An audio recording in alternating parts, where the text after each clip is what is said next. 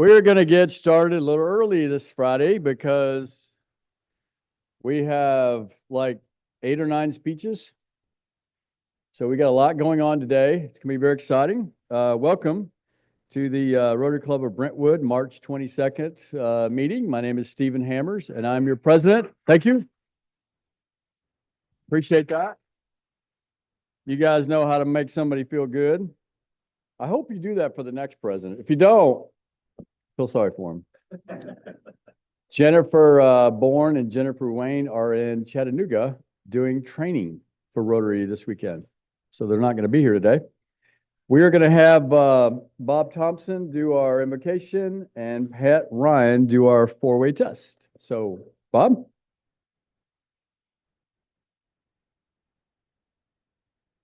Good afternoon. Please join me in an invocation. Heavenly Father, we gather here today as part of this it is the start of this new season. We give thanks for the renewal and hope that spring brings.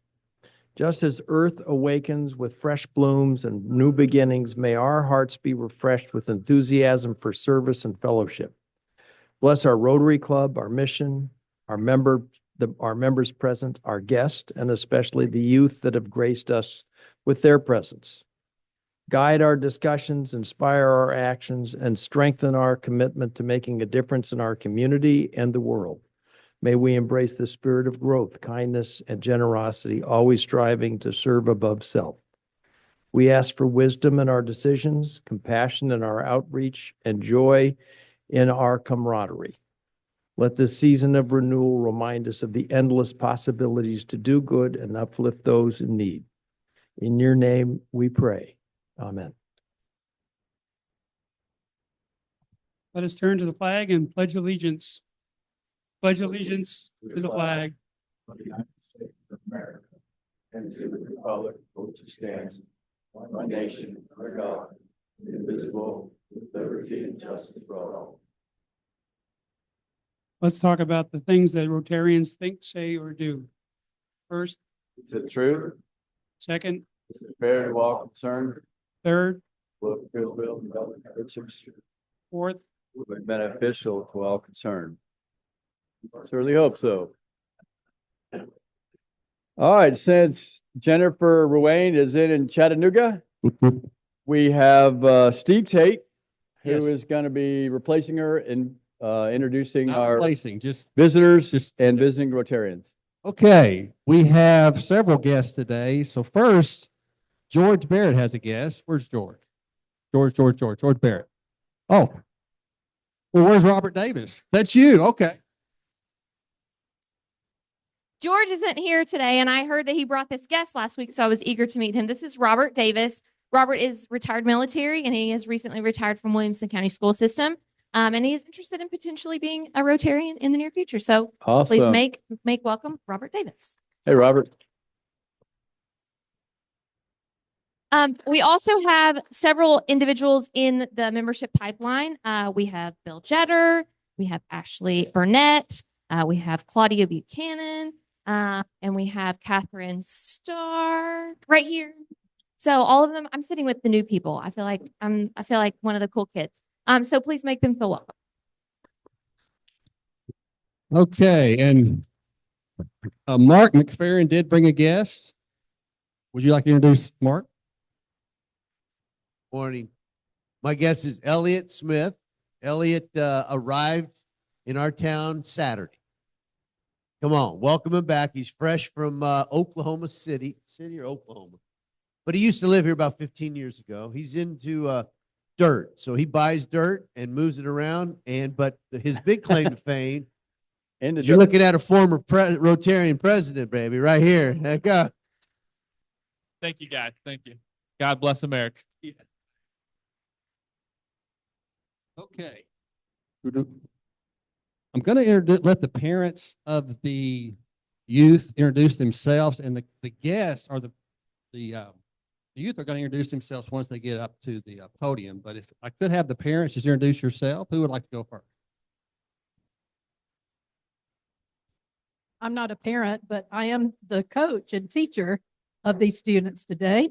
And I have taught several Rotarian members and their children as well. So I'm delighted to be back today.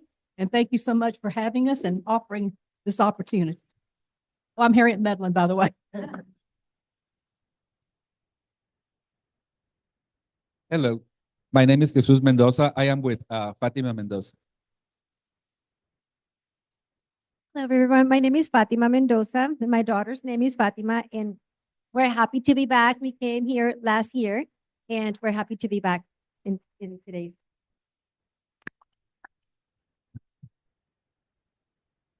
I'm Kartik Borgu. I'm Shanti Borgu's father. Thank you for having us again. And I am Madhavi Borgu, mom of Shanti Borgu, and we are excited to see what she has to say. Thank you for being here. Any other parents of the students? Are we okay? And again, students, you'll introduce yourselves once you get up there. Have we covered all the guests? Anyone else? Is that it? We good? All right. Thank We will be skipping Happy Bucks today due to a big event. But I would like to ask Claudia Buchanan to come up. Claudia is going to be inducted into our club today.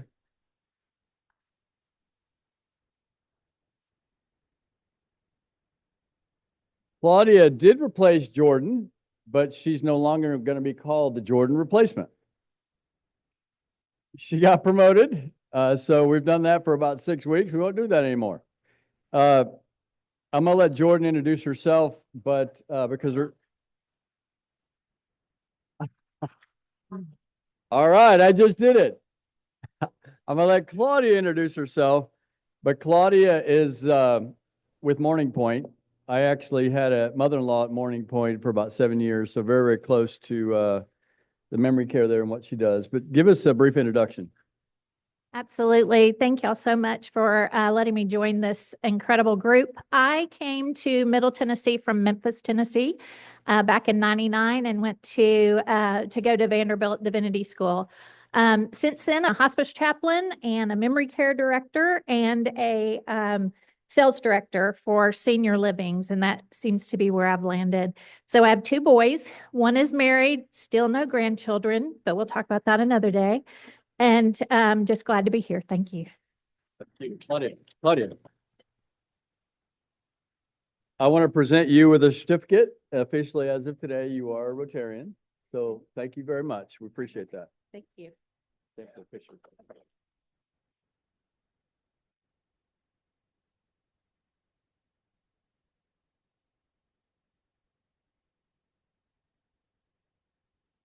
Thank you very much. Let's give her a round of applause. Thank you. A couple of brief announcements. Don't forget to check in your guests every time you come on Saturday. Please do that. We just need some contact information. Did I say Saturday? What is wrong with me today? I haven't had a drink in like a week. No, every Friday, please check your guest in. We do meet on Fridays, right? Okay. Also, April 5th, don't forget Owls Hill. So get a hold of Banks Hickman to sign up for that. That's not very far away. And then literally a week after that, we have Pancake Day. You've all gotten a couple of emails to sign up, so please make sure you do that. Sign up for Pancake Day. It's going to be a great day. We're with Cars for Kids. It's going to be a lot of antique cars, big car show. It is going to be a big, big event. So, and don't forget the tickets on your tables. Please pass them out as much as you can. Our tickets are gone, I guess. So don't forget that. Also, I want to make one last announcement about Donna Weeks. Last week, we made the announcement. Several of you were gone. Donna Weeks will be retiring as of the end of this Rotary year, June 30th. She has been our club paid secretary for 19 years. So come the new Rotary year, we will be dispersing that job amongst the secretary, the president, the treasurer, and so forth. But the nice thing about Donna is that come June, she is going to be applying to be a member of our club. So that is really, really exciting. We are going to celebrate her at our banquet on July 10th, I think it is. Is it 11th? 10th or 11th, one of the two. That is the installation banquet where we transition to the new year, new president, and so forth. But we're going to celebrate her then. But if you happen to see her, just say, hey, we really appreciated you. And I know she would definitely appreciate that. She gave us a lot of years of service. So I am going to turn over our meeting today to Charles Grumman. Charles, all yours.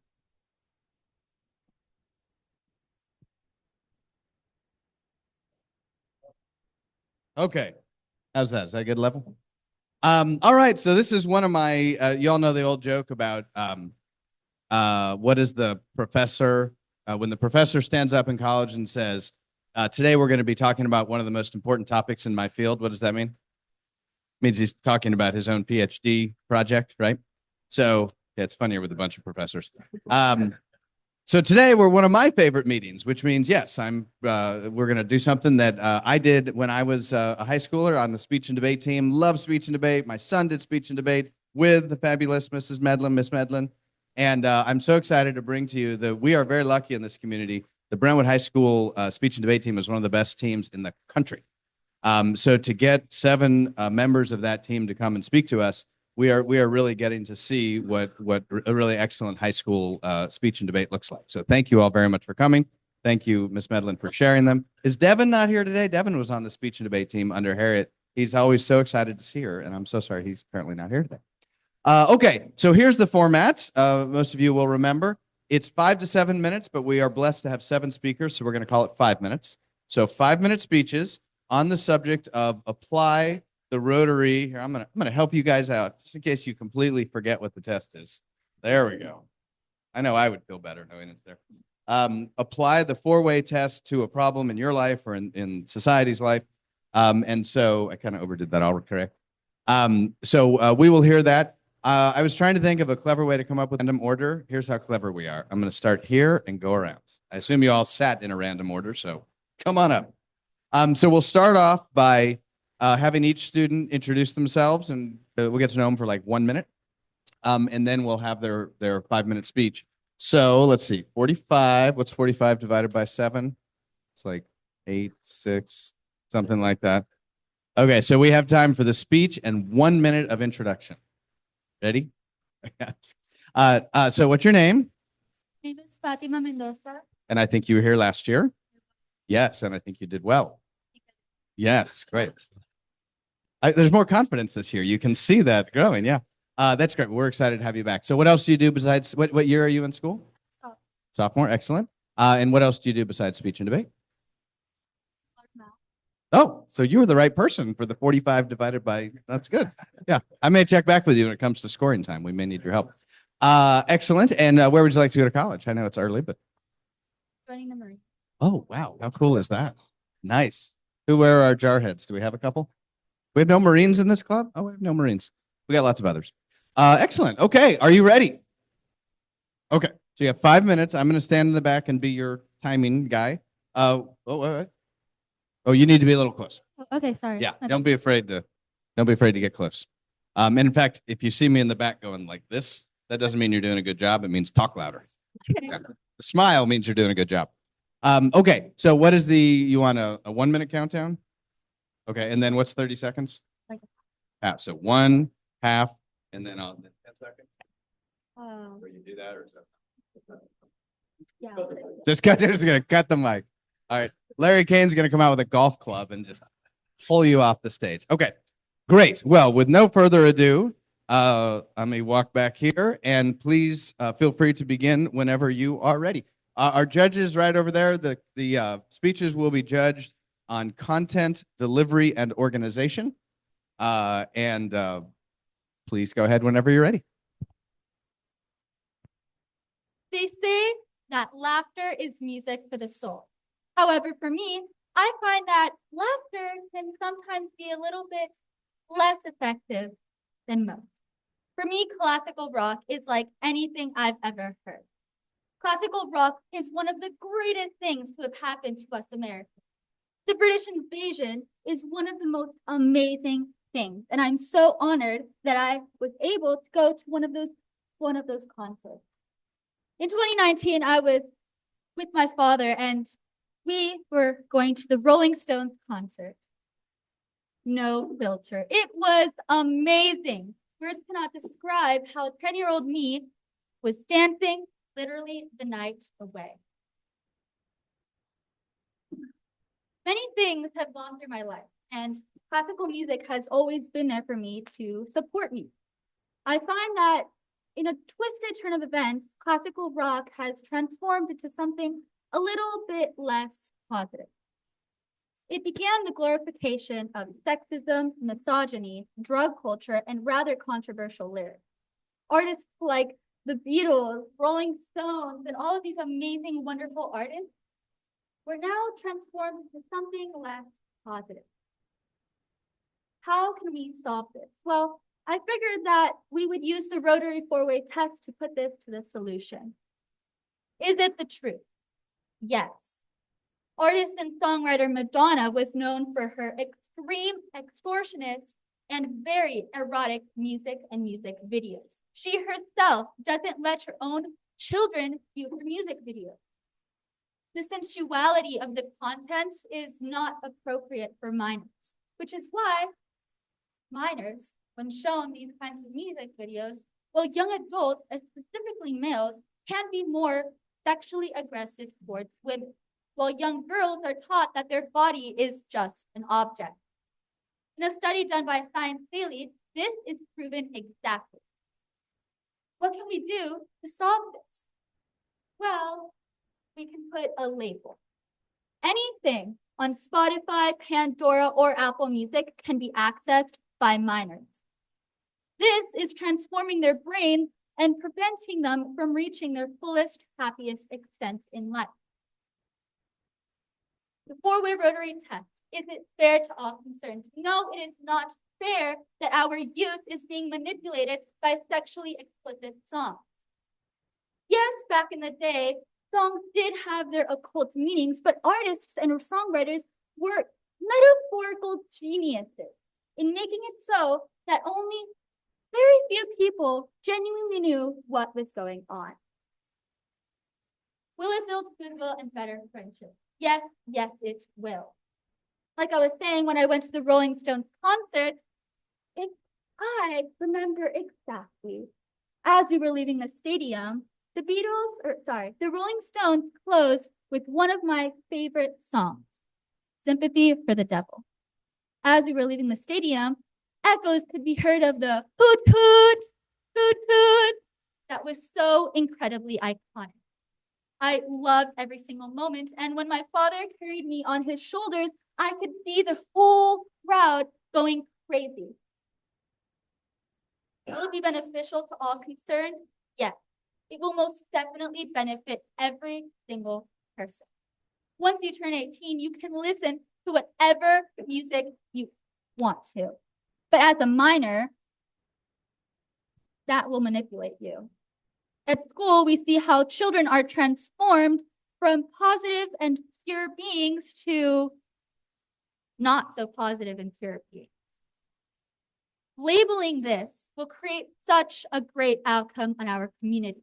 However, we must keep in mind that we cannot upset the delicate balance of censorship. We believe that America is free, but if we withhold that from prohibiting minors from listening to music, then we've got an ethical problem.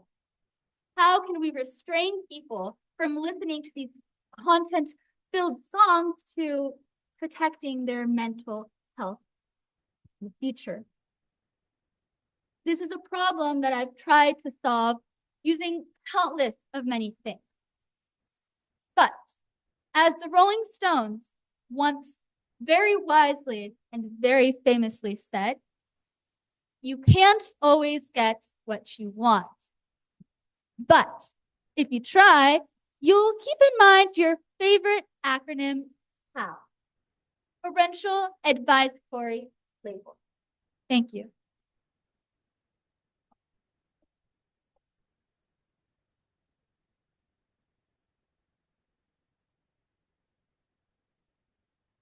Thank you so much. Great job. All right. Just a reminder to all the students, don't be afraid to get up real close to make sure that we can hear you. If you hear your own voice reverberating back there, that means you're close enough. If you can't, you're not close enough, right? Oftentimes I see people, like when I'm on tour buses, this is always a problem. The tour bus guy is up there talking, and oftentimes I see them literally put the mic on their chin to remind how close it is. That's about how close it needs to be. Unless you're like me and people just want you to be quieter. Excellent speech. Thank you so much. Oh, that's a good idea. I'd hate to get sued tripping up the future national champion. All right, who's next? Come on up. You're the next sacrifice. Oh, I forgot. You know what? I left my mic back here, so we're going to share a mic. All right, what's your name? My name's Natalie Joe. Excellent. You were here last year too, right? I was, Yes. Good. And you came back, so it must not have been all bad. Yeah. Or maybe it was. Maybe she was forced to be here. Okay. You know what? I'm really loud, so you use the mic. Get All right. with the mic.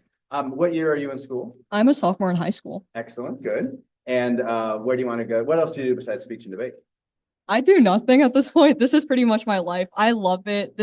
I input a lot of time into this. Yeah. Good. Excellent. Love to do anything. Well, you got to put a lot of time in, right? Mhm. So where do you want to go to college? Any thoughts? I'm more so looking at the majors. I'm looking towards public policy and cognitive science. So I'm either going into psychology or philosophy for like law-based courses, Yeah. Yeah. Good. Excellent. All right. Are you ready? Sure. Perfect. Don't be afraid to get that mic up super close. All right. Excellent. Give me a second to get back there and start the timer. Oh, real quick, will I be receiving time signals today? Yeah. Okay. So I did the 1 minute, a good 1 minute. Like 1 minute left or like? 1 minute left. Okay. 1 minute left. And then I did half. Yeah. So I'm gonna go over that's the thing. And then you want 10 seconds? Sure. I'll give you 10 minutes. I mean, what can I do at that point?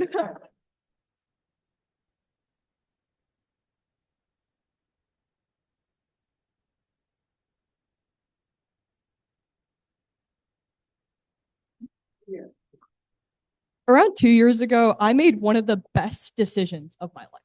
I joined speech and debate. Unironically, we just talked about this. And it's given me countless opportunities to interact with people who I would have never met. And I've met some of my best friends here. And it's given me the ability to speak pretty fast, unironically, while also unintentionally not realizing. However, I won't lie. There have also been some downsides. I've been harassed countless times because of debate, whether directly or indirectly, whether being called names or being called slurs in the competition bathrooms or getting spit on. And you could make the argument that men are just worse, since this is the case that often it's directed from, but that's not true. It's because of the heavily gendered retention rates in high school public forum debate. These retention rates often occur because male debaters often win rounds more often than their female counterparts. Studies find that men are 70 times more likely to win rounds than their counterparts. This often causes women, when they see that their demographic isn't winning, they're de-incentivized to put more into the activity because they're saying, if I'm not going to win, what's the point of doing it? However, it's not just seen in high school public forum debate. Women are socialized in all sorts of ways or surrounded by their societies in ways that limit them. But let's take a closer look at the issue. For example, let's do a quick activity. Let's picture a nurse. I'd guess that more than half of you thought of a woman or a feminine-like person in your head, and you're not alone. Studies find that 80% of Americans, when told to do the same exercise, picture a woman. And why is this? It's because often in these specific fields, there are genders that are more prevalent than others. And you could make the argument that figures like Barbie exist, but Barbie's a cartoonish character. And insofar as these companies that have figureheads like her don't take any actual solid evidence, nothing's going to come of it. And children are going to default to looking around them and saying, this is the way it's been. This is the way it will always be. And that conditions them to accept certain fates. But let's apply the four-way test to it. After all, that's why we're here. So we take a look at the first question. Is it the truth? Is it fair to all concerned? And the answer, unfortunately, is no. Girls shouldn't have to be socialized in specific ways that limit their ability to pursue certain aspects of their life that they wish to. For example, studies find that 129 million girls around the world are being denied their education because their society doesn't support certain factors such as it. They see educated girls as a threat to their popularity. Now, I'm not going to lie. I'm fortunate enough to live in an economically stable place like Brentwood, where I'm able to get my physical needs met and then be able to pursue academic interests that I want to. This year alone, I've gotten accepted to Yale's philosophy program and U Chicago psychology program. And this wouldn't have been possible for those 129 million girls who are being denied of their education due to societal standards. We need to figure a way, thank you, to put their education into their hands. But we take a look at the third question. Will it build goodwill and better friendships? And unfortunately, currently in the status quo, the answer is no. Insofar as they don't get their education, they're not going to have the possibilities and opportunities that other people will. However, in this case, when girls are being suppressed by their societies, they will often turn against each other, not just against the opposing side. This is because low self-esteem is often breeded by these situations that they're placed in. And in this case, low self-esteem often causes them to fight against each other to reap the benefits from those in power, which in most cases is the patriarchy. This is called false solidarity. But we take a look at the last question. Will it be beneficial to all concerned? And again, the answer is no. Famous peace activist internationally, Malala Yousafzai, states that we cannot all succeed when half of us are being held back. This is because the people being oppressed don't have these opportunities. They don't have the chance to apply to these academic programs or pursue their interest. But it's not all doom and gloom. We can actually do things no matter what administration we're under. We can stand up to the system. And I understand in some situations, it may not be safe to. You may not be in a place where you're able to, or maybe you're surrounded by all your friends, where you can't risk social oscillation. But any form of defiance counts. Let's take my speech, for example.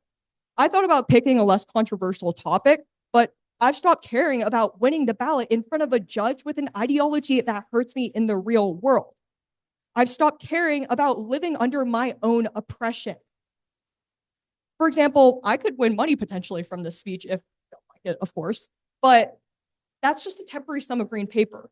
A temporary sum of green paper that won't make me forget the lived experiences I've had to face. It won't make me forget that time a male debater told me to kill myself after I went around. So let this speech be your sign to use things within your control to create a better world, whether that be donating to the Trevor Project or funding women's shelters. After all, you're Rotarians. Your questions dictate that you are here to help other people succeed in this world. Thank you.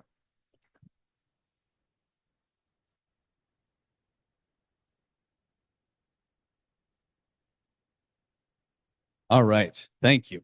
It's so much fun with the last two debaters. They were here last year, and I can tell you, you both are even better this year. It's fun to watch. Hello, Shanti. You were also here last year. Was anyone not here last year? Or is this the exact? Yeah, I know you were here. The three of you. Okay. Oh, good. The last three are lucky you, right? Yeah. Shanti. Is it Shanti or Shanti? Shanti. Okay. What year are you in school? I'm a senior. You're a senior. Excellent. And what do you do outside of speech and debate? Come on over here. So I hid you behind the podium. There we go. I dance, I do art, I read, all of the things. Okay. Good for you. Great. Yeah. Where do you want to go to college? I'm currently enrolled in Tufts University, so I'll be attending there in the fall. You're currently enrolled. You haven't Yes, even I paid- graduated yet. But I paid my enrollment fee, which means I'm already there. Yeah, no, I believe it. As somebody who's paying out-of-state tuition right now, I'm like, is your poor parents going to have to pay for 4.5 years? You have to do 4.5 years? How does that work? Oh, no. So she's simultaneously enrolled in Yeah. I had to pay. Oh, when a you say you're in, $50 you mean you've been accepted, not Yeah. you're taking classes. Okay. Right. Was I the only person with that misunderstanding? Okay, I probably was. Yeah. Okay, all right. Sorry about that. Great. Are you ready? I hope so. Okay, I'm sure you're ready. Hold on, let me work my way back here. You know the time signals? When I had the option to choose any high school job I wanted, I chose to tutor kindergarten students. Although not the most interesting, it allows me to have some pretty interesting conversations with students. But one thing I've noticed recently, when I ask my students how their day is, they don't tell me things like, oh, I had a fun time with my friend, or I had a fun conversation with my family. They tell me things like, I saw a post online, or I watched a cool video. I find it kind of sad. You know, back in my day when I was a kid, I sound like my parents. And honestly, I'm starting to understand them now. It's sad seeing kids younger than me not enjoying time with people around them, but rather involved in the screen in front of them. In an era of the internet, iPhones, and Instagram, it's become more important than ever to find community and come together as a. So let's use the Rotary Four Way Test to explore the hyper-individualism that has consumed us in the 21st century. I know we've all seen the zombies at the grocery store. I mean, they're not just at the grocery store, at the mall, on the street, at the movie theater. People consumed in their screens, always looking down and never at the world around them. It's depressing seeing people so concerned with the glass box in front of them, almost boxed in by an opportunity that would otherwise give us reason to connect with others. But it's not the iPhone itself that's the problem. It's our inability to see others outside of that. According to the US Surgeon General's advisory on the epidemic of isolation and loneliness, technology tends to reduce our in-person engagement and further pulls us into a depression away from those around us. It emphasizes the loneliness, fear of missing out, and conflict that we already feel. Furthermore, into that thought, the more we look into social media and those around us, we realize that it's the antithesis. Let's look at this concept. If we compare the concepts of the Rotary test to those of our internet content, it fails all 4 questions. What the internet shows us is often not the truth, but an altered sense of other people's lives. If we look at the people on social media, we can see that it's not a fair perspective of the stories it shows, but rather small parts of stories and situations that we're not fully informed about. The third question of whether it will build goodwill or better friendship is almost thrown out of the park by the internet. Although it seems like a place where we can build friends and build community, it's turned into a place where hatred and animosity only grow. Whether it is beneficial to our society is immediately answered by the last 3 questions. We know it's not beneficial because what once turned into a library of Alexandria has now just turned into a place for us to fight each other.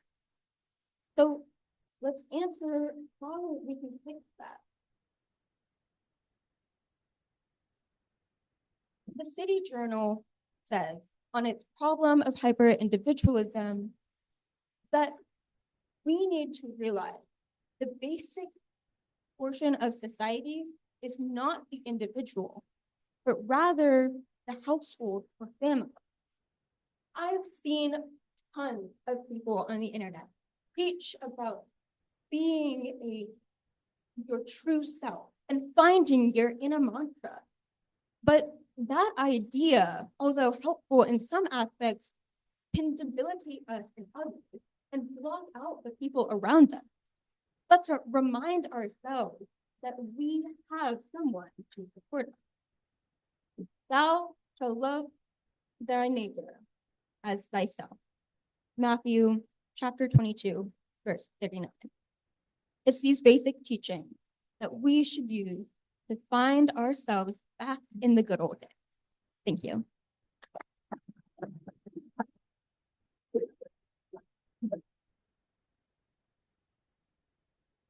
All right. Thank you very much. All right, Math Whiz, it's 12:37. What do we have? We have 4 speakers left, 6 minutes per speaker. Are we going to make it? We are.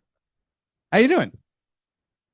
Could be better. Could be better. But, oh, no. I'm here. You're here. Yeah. Nervousness makes you better. Yeah. I don't really believe that, but I certainly know what it feels like to be nervous. Great. Okay, so your name?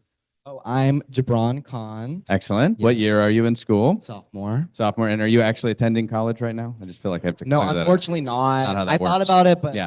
No. Good. What do you do outside of speech and debate? I'm in swim and, in other clubs like Mu Alpha Theta and, XYZ, blah, blah, blah. Do you know Betty Hood? Do you know Betty Hood? Previous, you would. Oh, I do. Oh my God. I love Miss Hood. Thank you. I will tell her you said that. I speak to her often. I know she's in charge of She's a moving. great person. She is a great person. Thank you. Yeah. Great. And where do you want to go to college? I do not know yet. No, I'm undecided. Okay. But Well, you don't have to know today. yeah. Unless you've Maybe already been tomorrow. accepted. I'll figure it out tomorrow. Okay. Tomorrow's good. Give me a call. Okay. Are you ready? Okay. This- I cannot overemphasize how important it is to keep the microphone uncomfortably close. Yes. If it's not uncomfortably Can everybody hear close, me? it's Yeah? not very- Okay, great. That's okay.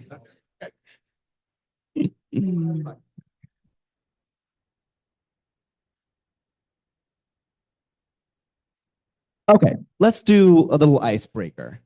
Let's play two truths and a lie. Well, I'll go first. 1, I was born in San Francisco. 2, I absolutely love Reese's Pieces. And 3, I am so excited to be speaking in front of you today. Now, the lie was, that's right, all of them. They were all lies. I'm actually born in Montgomery, Alabama. I absolutely despise Reese's Pieces, and I am so nervous to be speaking in front of you today. Now, did I just lie to your faces 3 times in a row? Yes. But does that mean you should take points off of my speech? Please, no. While I did lie to your faces, I did it for comedic effect. There was no harm done. There was no malice behind my actions. See, that's the funny thing about lying. It can be so incredibly complicated. Sometimes lying can be good, even though when we grow up, we're always taught that lying is bad. It's a sin. We shouldn't lie. It's against our basic human morality. But, that's not always true. Sometimes we lie to protect the people that we love. And so to discuss the complexities and the nuances of lying, we can use the Rotary Four Way Test. And the first question we have to ask ourselves is it the truth? Is lying the truth? Now, I know it's kind of a stupid question. The opposite of a lie is a truth and vice versa. And so, of course, the answer to this question would be no. Lying is not the truth. It's quite the opposite. But just like I said before, it's not always that simple. Sometimes, like I said, we have to lie to protect ourselves and others. Sometimes we have to sugarcoat things to make them more digestible. But here's the thing. No matter how good your intentions are, sugarcoating is still lying. The matter of fact is that no matter how much you lie or how little you lie, a lie is still a lie, and it is not the truth. It will never be the truth. The next question we have to ask ourselves is it fair to all concerned? The thing is, it's not. Lying is not fair to all concerned because every lie that you tell, whether it be big or small, builds up. And those lies create a wall of false expectations. And it's those false expectations that we have for ourselves and other people that make lying not fair to any party in any situation. The next question we have to ask ourselves is, will lying build goodwill and friendship? Yes, it's true that lying can provide some temporary relief, some temporary peace. But the thing is, lying is also bad. Even though we can create relationships with other people, even though we can network using lying, the relationships that we create are farces. Those relationships are quite literally built off of lies. And so for that reason, I have to say no, lying cannot build true goodwill and friendships. Instead, it actually can hurt you very severely and the relationships that you have. The last question we have to ask is, will it be beneficial to all concerned? Now, this question, we can just look at the last 3 questions and, of course, say, no, it's not beneficial to all concerned.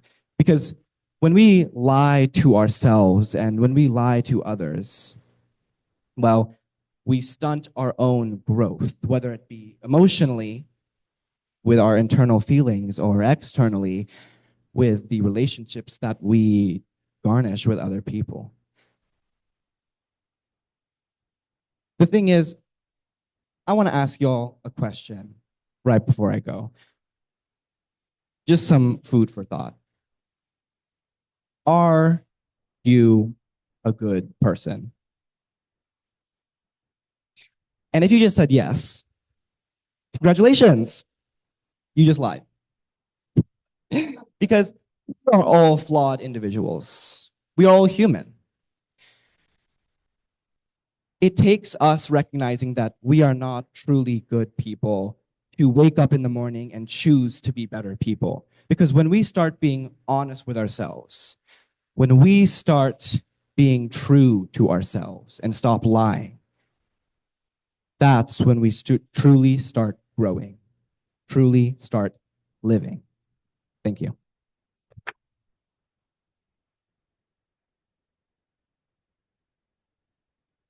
All right. Judges, I have been failing to check in with you because we're under a little bit of time pressure. Should wait till you look up, and I know you've done your counting. Well, they're not looking up now. Matthew, a new person. I know. Yay! That's kind of here. Come over here. Look, I got you behind the podium again. It's kind of nice to let the other ones I go know. first and see what it's all about. Did you watch YouTube videos? I did not, but a lot of my friends have done it last year, so I got some helpful hints. Close enough. Yeah. Yeah. It's amazing. You can learn anything watching YouTube videos now. Absolutely. Yeah. I know to you, it's like, yeah, I've known that since I was born. That is still remarkable to me. I can't get over it. Okay. What year are you in school? I am a current sophomore at Brentwood High School. Excellent. A lot of sophomores today. Okay. And what do you do outside of speech and debate? Basically, all my other activities are somewhat related to speech and debate. I'm on the mock trial team. I do Model UN, youth and government, and I'm also in orchestra. I play violin. Holy cow! I did mock trial too. That was so Yes. cool. Yeah. Yeah. my- We had the nationals were in New Orleans the year that we got to nationals, and it was a case about turtles, like conserving turtles, and they served turtle soup at the opening dinner. I thought that was so cool. Yeah. Yeah. Is it intentional? Oh, yeah, I think it was intentional. Yeah. It was called mock turtle soup, which at first I thought, oh, like it's fake turtle, but mock turtle is like a real thing. Yeah. Anyway, and it also worked with mock trial. It's very clever. Whoever did that, very clever. Okay, where do you want to go to college? My absolute dream school would be the University of Chicago, but it is quite pricey. Super hard to, so- and hard to get into, by the way. I love how you're like, well, obviously I'm going to get in, but can't afford it. I don't know That's about hard to that. get into. Yeah. But I'm also looking at UVA, William and Mary, UNC Chapel Hill, things like that. Great schools. You gotta love it when UNC Chapel Hill is your backup choice. You must have an astounding ACT. Okay, ready, judges? They look ready. All right, and they're tired of my jokes. So, okay, are you ready? Yes. All right, you know the time signals. Can the judges see me all right from here?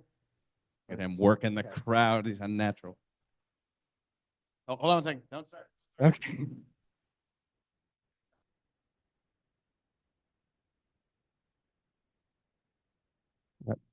It seems that every time I turn on the news, another breaking news story seems to pop up on my feed.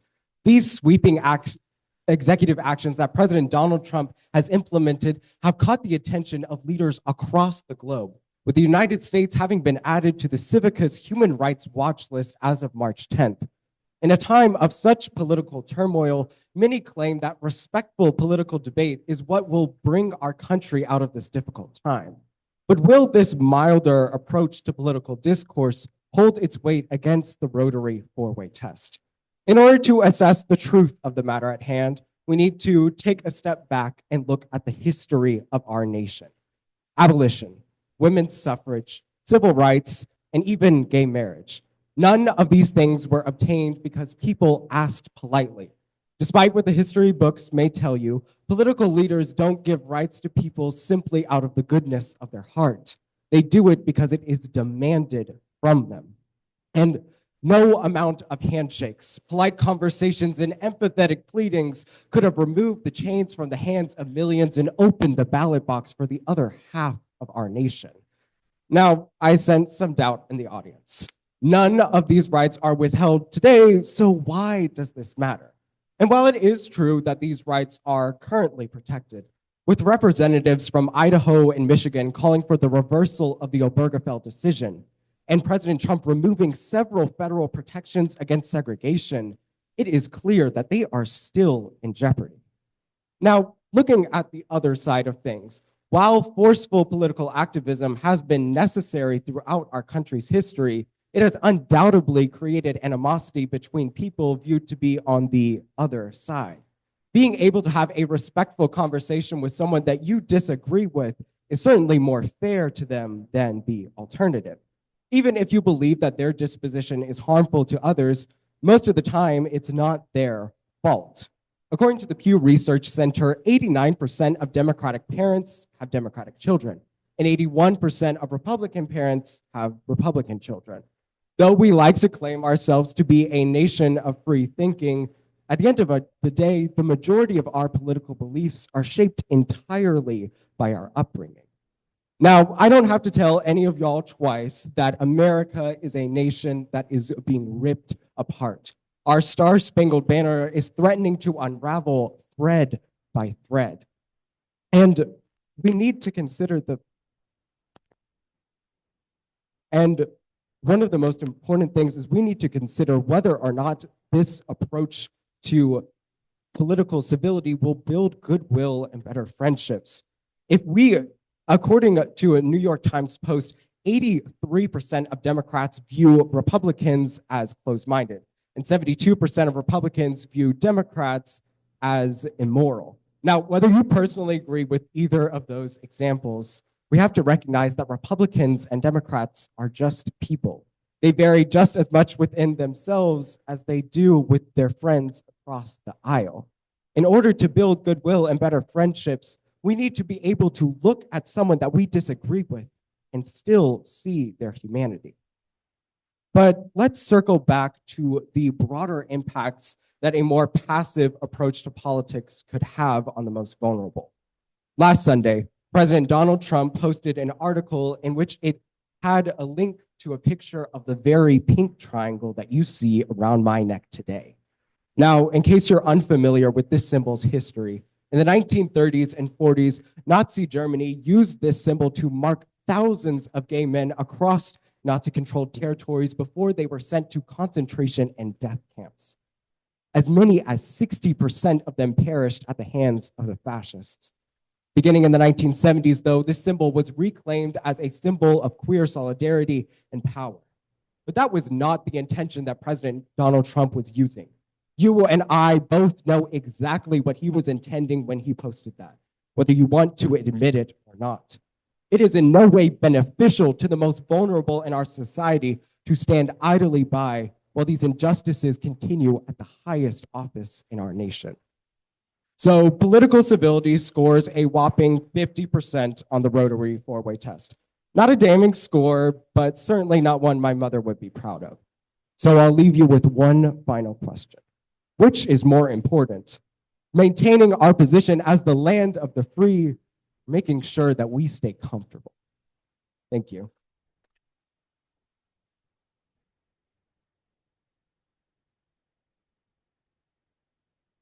All right. Thank you very much, Matthew. All right. We're down to just two, and you're ready to get it over with. You're like, I'm getting up here. I'm excited. Yeah. Sophomore, Oh, I'm a senior. band, UT, go. Let's go. Okay. Now, what's your name? Michelle Vincent. Michelle, thank you for coming. First time course. here. Yes. Excellent. Yeah. First time caller, long time listener. There. What do you do besides, you're a senior? Yes. What do you do besides speech and debate? Yes. Well, I absolutely love speech and debate, but Nice. I'm also in National Honor Society, and I started my own Women in STEM club at Brentwood High School. Oh, that's so cool. Yeah. Oh, what's the focus of that club? It's to encourage more girls to join the STEM field. Okay. Because I'm also. Yeah, nice. And presumably you have been accepted to college and are not yet attending. And what college would that be? I'm still deciding between two, but I'm looking towards MTSU because I have a guaranteed medical spot at Meharry Medical College. Oh, that's cool. So that's your top choice right now. Yes. Yeah, good for you. Medical school is so hard to get into. It is. So hard to get It's into. a good opportunity. Yeah. For sure. Yeah. Awesome. Great. Okay. You ready? Yes. Let's do it. All right. Give me 5 seconds to get back here and get my timer going. Okay. Begin whenever you like. In 2020, Ellison Berry, a teenage girl, became a victim to deepfake technology and a sexually explicit deepfake video posted on the internet without her consent. Now, this video was fake, but it caused psychological and emotional damage to her. And it continued to circulate across the internet, even though it was claimed to be removed. Berry's experience caused her to become a key activist in the Take It Down Act, legislation that helps victims take down harmful content on social media. Her experience highlights the destructive power of deepfake videos and the ever-growing need for more protective measures, especially for children. Deepfake videos use artificial intelligence to manipulate photos, videos, and voices to create hyper-realistic but fake content. According to Deepfake Labs, 96% of deepfake videos are sexualized, trying to defame, bully, or harass others across social media.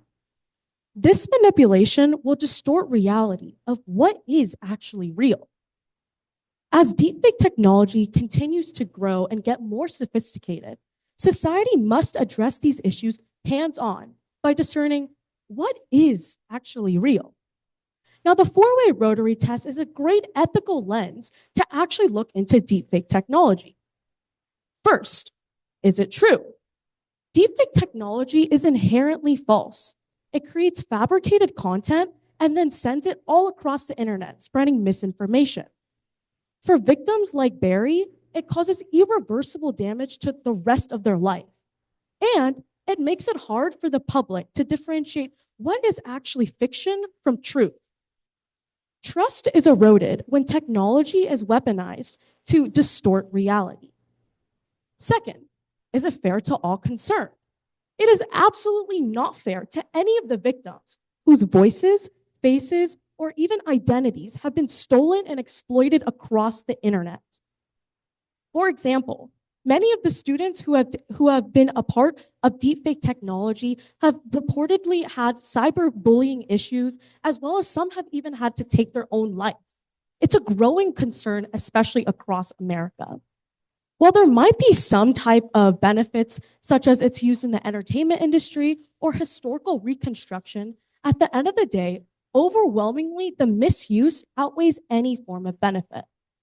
Third, will it build goodwill and better friendships? Deepfake technology doesn't create any type of relationship. In 2021, a mother in Pennsylvania made deepfake videos of her daughter's cheerleading rival team. Now, in these pictures and videos she made it seem like the students were doing illegal activities, such as smoking marijuana. And one student even got suspended because of this. This deepfake technology is creating mistrust and fear across all of our society, making it harder to actually connect with others and build great relationships. It's hard to actually understand deepfake technology because it makes it seem like whatever's in front of our eyes is the truth, but it's actually not. This eventually will help to deteriorate any form of goodwill. And fourth, will it be beneficial to all concerned? While there might be some positive aspects about deepfake technology and artificial intelligence, its malicious intent is to create photos of other people and spread them across the internet without their consent. Financial fraud especially has grown a lot throughout this, especially in the United States and United Kingdom. Over half of businesses have claimed that they've felt deepfake fraud and it's destroyed their financial stability. It's a growing problem, not just in the US, but elsewhere as well. And any form of benefit outweighs any form of benefit is outweighed because at the end of the day, people are getting harmed because of this, whether it be psychologically, socially, or even financially. It's clear that deepfakes are an ethical dilemma, and it challenges society to put their best foot forward for truth and justice. The four-way Rotary test is a great way to actually measure its impact on society. Is it being actually beneficial to others? No, it's not. At the end of the day, it's important that society puts their best foot forward by taking action now, such as helping those like Ellison Berry and creating stricter regulations on deepfakes. So let's take action today and put our best foot forward. Thank you.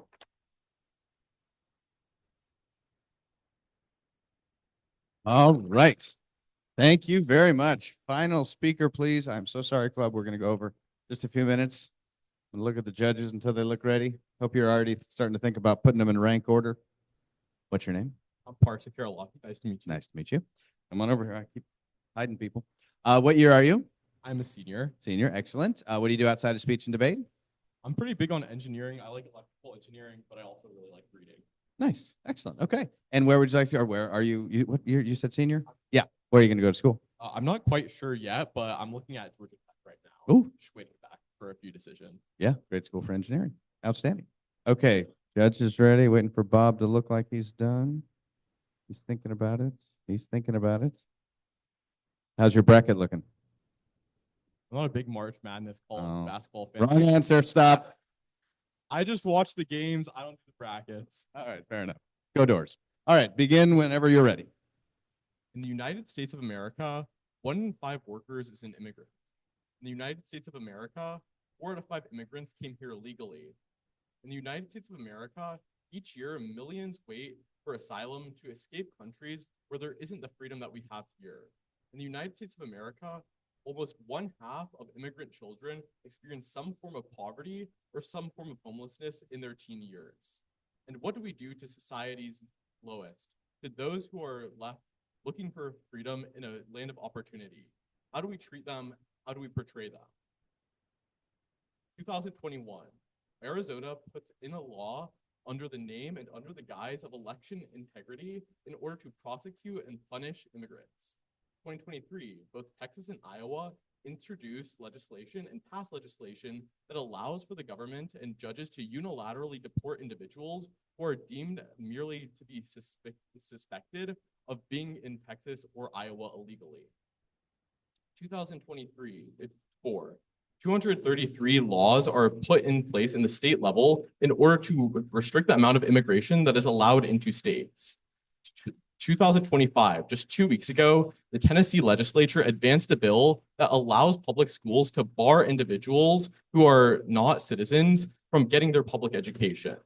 I'm not saying that we necessarily need to open our borders, but something needs to change. And instead of blocking the freedom that our forefathers came to America with, we need to take a different approach. Our country was built as a pillar of democracy, as a city upon a hill, as John Winthrop, the founder of the Massachusetts Bay Colony, found. And what we need to do is not look at democracy as something that's permanent, but something that is fragile. And in doing so, we need to realize that in our fight through anti-immigration laws, what we're doing is only fighting demons that do not exist. With that being said, when we look to these politicians across the country, both locally and nationally, putting in place anti-immigration laws, let's ask ourselves the 4 questions that the 4-way test asks. First, is it the truth? It's the undeniable truth that over time, immigration has increased into the US. LCCA finds that immigration reached its all-time highs just this past year, at least in the recent history. Second of all, it's the undeniable truth that anti-immigration sentiment is also at an all-time high, and anti-immigration legislation is being passed at a faster rate than ever before. It's an undeniable fact. And finally, this legislation is in truth a paradox. While we see immigrants as people that are stealing our jobs, or sometimes people that are living off of welfare, in reality, a Stanford study finds that they're actually contributing to the economy because they pay taxes at a higher rate than average individuals and are prosecuted and litigated and incarcerated at lower rates than the average American. What that means is that the truth is paradoxical. We can't live in this world where we're constantly being militarized in order to hate this new other enemy, such as immigrants in America. We need to stand up and stand for democracy. That brings me to the second question of, is it fair to all concerned? Anti-immigrant policy is not fair to us, US citizens, and those who are migrating here. It's not fair to those who are unable to get the proper legal process and get their due process in order to be processed as US citizens. Maybe they came here illegally, but that doesn't mean that we need to stand against our principles, such as due process and the Sixth Amendment, in order to get them out of here. We cannot sacrifice our civil liberties just for a perceived sense of national security. But second of all, it harms us here. When we're seeing encroachments on democracy, on our civil liberties, what we end up seeing is that our own rights are encroached upon. Injustice anywhere is injustice everywhere. Third, let's ask, will it contribute to goodwill and friendships? In reality, the answer is a clear no. When we're constantly divided from each other, when we see each other as enemies against each other, we're not going to be building good friendships. But even then, by using immigrants as a scapegoat for all of our problems, in reality, we're just fueling the divisiveness that America suffers from so much today. And finally, will it be beneficial to all concerned? Anti-immigration laws don't benefit anybody. They don't benefit those who are coming to a new nation in search of the democratic principles that our forefathers came here for. It doesn't help us help Americans who are having their rights encroached upon. And it doesn't help the nation when we're constantly fighting this threat that doesn't exist, when in reality, the adversaries are taking advantage of it. Thank you.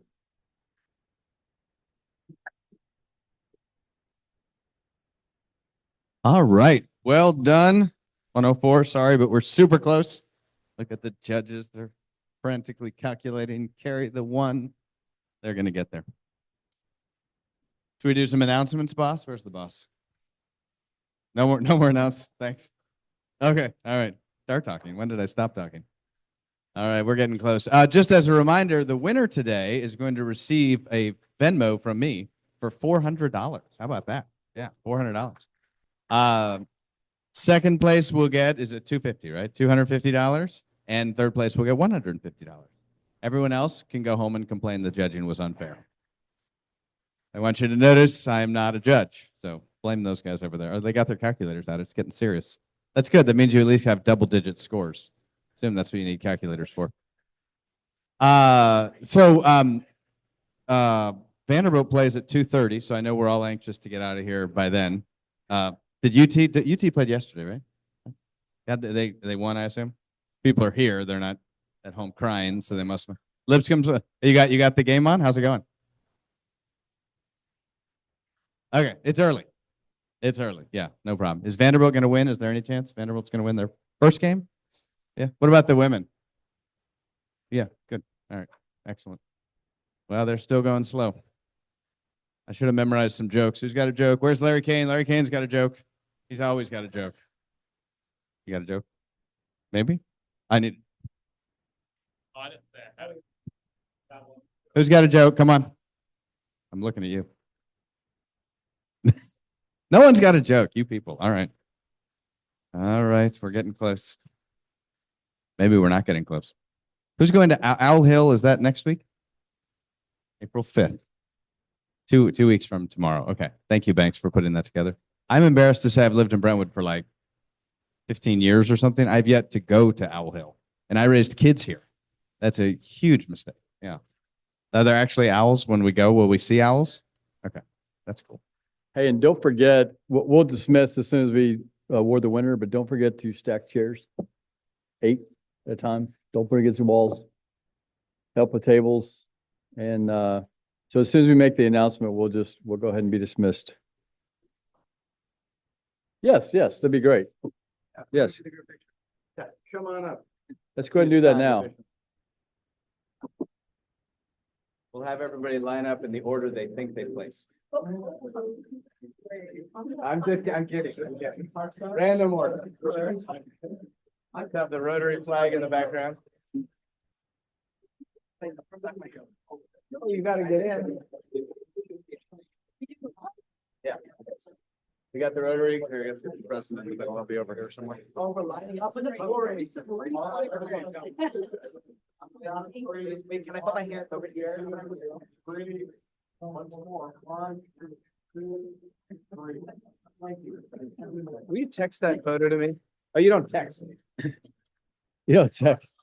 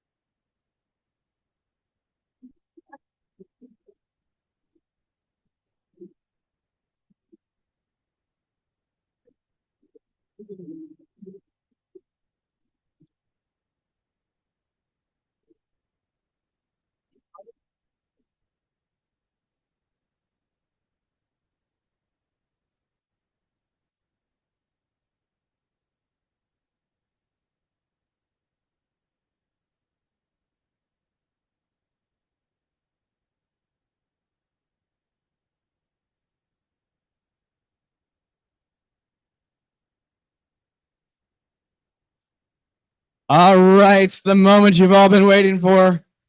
Who's going to have a great weekend on our $400 and who's going home poor? Who's going to stay at home and watch TikTok all weekend? Oh, wait, you guys are 16. All of you are going to stay at home and what? No, please don't. Don't do that. All right. Are you ready? Okay, so now I don't have names, I have numbers. So 1, 2, 3, 4, 5, 6, 7. 1, 2, 3, 4, 5, 6, 7. Look, I can count 7. Okay, so we should do this in reverse order, right? Okay, so third place is, who's going to do it? Thank you. Third place is number 3, Shanti. Congratulations, Shanti. Come on up here. Come on up. All right. Second place is, you're so good at that. Number 4. Come on up here. Jabril, number 4. Jabran, pardon me. I know a Jabril. Jabran. All right. And first place, letting the excitement build. Number 6. Yes. Come on up here. She's so surprised. Excellent. All right, here are your winners.